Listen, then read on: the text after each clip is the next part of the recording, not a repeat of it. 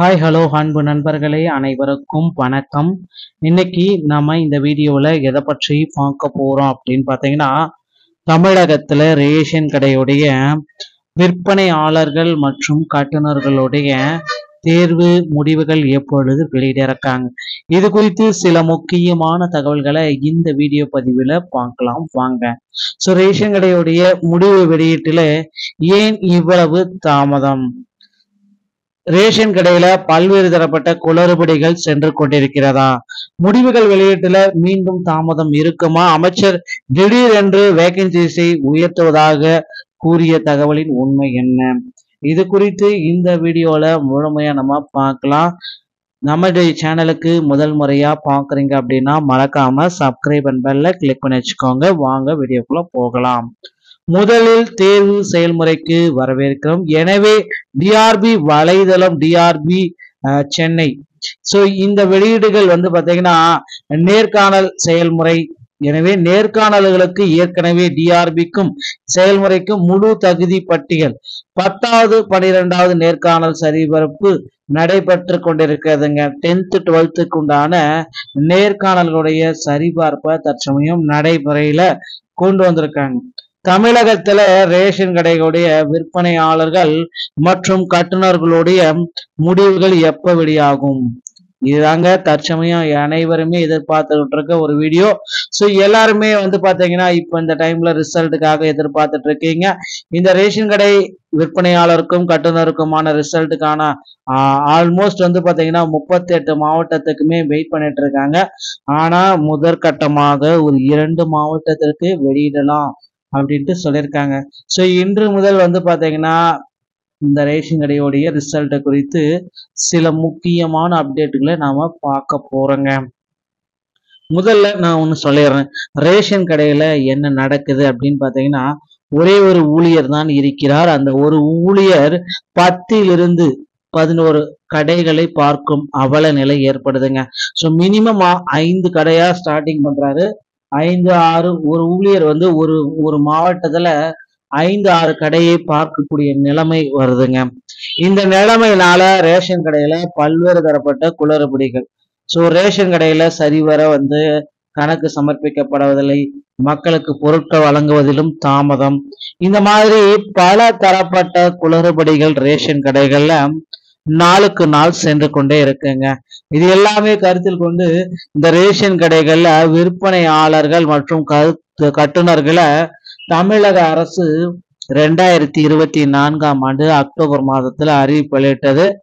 அதன் பிறகு நவம்பர் மற்றும் டிசம்பர்ல நேரடியான நேர்காணல்கள் நடத்தப்பட்டதுங்க. நேரடியான நேர்காணல்கள் நடத்தப்பட்டது. பகுதி அளவு நேர்காணல்கள் முடிக்கப்பட்ட பிறகு மீதி கொஞ்சம் நேர்காணல்கள் பெண்டிங்ல இருக்குங்க. சென்னை உள்ளிட்ட மாவட்டங்களுக்கு இன்னும் நேர்காணல்கள் நடத்தப்படவில்லை. இதனால் என்ன ஆயிற்று அப்படின்னு பாத்தீங்கன்னா, நேர்காணல்கள் முடிக்கப்பட்டவர்கள் அனைவருமே எங்களுக்கு தேர்வு முடிவுகளை வெளியிடுங்கள், உடனடியாக வெளியிடுங்கள் அப்படின்ட்டு கோரிக்கை வைத்துள்ளார்கள்.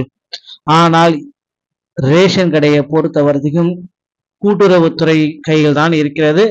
அவர்கள் என்ன முடிவு கூறுகிறார்கள் என்று இதுவரை யாருக்குமே தெரியவில்லைங்க. கூட்டுறவுத்துறையுடைய அமைச்சர் பெரிய கருப்பன் அவர்கள் சில நாட்களுக்கு முன்பு பத்திரிகை பிரஸ் ரிலீஸ்ல ஒரு அப்டேட் கொடுத்தார். என்ன அப்டேட் அப்படின்னு நாம பார்க்கும் பொழுது, தமிழகத்துல விற்பனையாளர்கள் மற்றும் கட்டுநர்களை இந்த ஏப்ரல் மாதம் இறுதிக்குள்ளார நாங்க போஸ்டிங்கே போட்டுருவோம் அப்படின்ற மாதிரி ஒரு அப்டேட் கொடுத்தாரு. ஆனா பாத்தீங்கன்னா அதுலயும் சிக்கல்கள். ஏப்ரல் இறுதியை நாம நெருங்கி கொண்டிருக்கிறோம். ஆனா ரிசல்ட் வந்த பாடு இல்லை. ரிசல்ட் எப்ப வெளியிடுவாங்க? இன்னைக்கு வெளியிடுவாங்களா, நாளை ரிசல்ட் வெளியிடுவாங்களா, இதோ இன்னும் சற்று நேரத்துல ரிசல்ட் வந்து விட்டது அப்படின்ட்டு எல்லாமே நீங்க போடுறீங்களே சார், அதுல உண்மை என்ன? தமிழ்ல இது மாதிரி எல்லாம் போடுறீங்களே, இதை பாருங்க, நமக்கு பாத்தீங்கன்னா ரிசல்ட் வெளியிட்டுக்கு உண்டான நேரத்தை நாம நெருங்கிட்டோம்னு சொல்றீங்க, இதுல உண்மை என்ன அப்படின்னு நீங்களே கேக்குறீங்க. ஸோ இதுல உண்மை என்ன அப்படின்றது ஒரே ஒரு விஷயம் தான் நீங்க இதுல தெரிஞ்சுக்கணும். ரேஷன் கடை ரிசல்ட்டை பொறுத்த வரைக்கும் அவங்க கொடுக்குற அப்டேட் என்னவோ அதை தான். ஸோ ஒவ்வொரு அதிகாரிகளும் ஒரு மாதிரியான தகவலை தினசரி சொல்லி கொண்டே தாங்க இருக்காங்க. இல்லைங்க இன்னைக்கு வந்துருவோம்டா எதிர்பார்க்கிறோம். ஆனா வரலாம், இன்னைக்கு ஈவினிங் வெளியிட்டுருவாங்க, இல்ல நாளைக்கு வெளியிட்டுருவாங்க, இல்ல நான் இன்னொரு 5 நாட்கள்ல கண்டிப்பா ரேஷன் கடை ரிசல்ட் வெளியிடுவாங்க அப்படின்ட்டு கூட்டுறவு அதிகாரிகள் தரப்புல இருந்து சில பதில்கள் வந்த வண்ணம் இருக்குங்க. இந்த மாதிரி பதில்கள் வந்ததுதான் நான் உங்களுக்கு வந்து சொல்லிட்டே இருக்கேன். ஸோ ரேஷன் கடை ரிசல்ட்டை பொறுத்த வரைக்கும் இறுதி கட்டத்தை நாம நெருங்கியாச்சுங்க. ரிசல்ட் உடைய உண்மை நிலவரம் அப்படின்றத தான் நம்ம சொல்ல போறோம். ஸோ ரிசல்ட் வந்து பாத்தீங்கன்னா எப்படி அப்படின்னு வெளியிடுவாங்க அப்படின்னு பாத்தீங்கன்னா, ஸோ ரேஷன் கடையுடைய வேகன்சிஸ் வந்து ஒரு 3300 வேகன்சிஸ் இருக்கு. ஆனா அந்த வேகன்சிஸ் வந்து பத்தாது அப்படின்றத குறிப்பிட்டு சொல்லிட்டாங்க. ஸோ மேலும் வந்து பாத்தீங்கன்னா கூடுதலான காலி பணியிடங்களை உருவாக்கிய பிறகு தமிழகத்துல ரேஷன் கடைகள்ல விற்பனையாளர்கள் மற்றும் கட்டுநர்களுடைய முடிவுகளை அதிகாரப்பூர்வமான இணையதளத்தின் மூலமாக நாம பெற்றுக்கொள்ள முடியும். ஸோ அதனால கவலையே பட வேண்டாம். ரேஷன் கடைகள்ல விற்பனையாளர்கள் மற்றும் கட்டுநர்களுடைய முடிவுகள் இன்று வரும் திங்கள் செவ்வாய் புதன் 3 தினங்கள்ல ஏப்ரல் 23க்கு முன்னாடி நம்ம பெற்றுக்கொள்ள முடியுங்க. ஸோ கவலையே பட வேண்டாம்.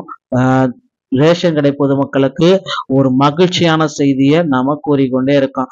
மேலும் வந்து பாத்தீங்கன்னா ரேஷன் கடைகள்ல சில முக்கியமான அப்டேட்கள் நமக்கு தினசரி கிடைக்க கொண்டா இருக்குங்க. ரேஷன் கடையோட ரிசல்ட் எப்படி வெளியிடுவாங்க அப்படின்றதான் கேள்வி. சார் எப்படி சார் ரேஷன் கடையோட ரிசல்ட் வெளியிடுவாங்க? நிறைய பேர் சொல்றாங்க SMS மெயில் எங்களுக்கு வந்து பாத்தீங்கன்னா ஜிமெயில் மூலமா ரிசல்ட் வெளியிடுவாங்களா, இல்ல லெட்டர் மூலமா எங்களுக்கு ரிசல்ட் வெளியிடுவாங்க சார், கால் பண்ணி சொல்லுவாங்களா ரிசல்ட் வந்துருச்சுப்பா அப்படின்னு கேக்குறீங்க.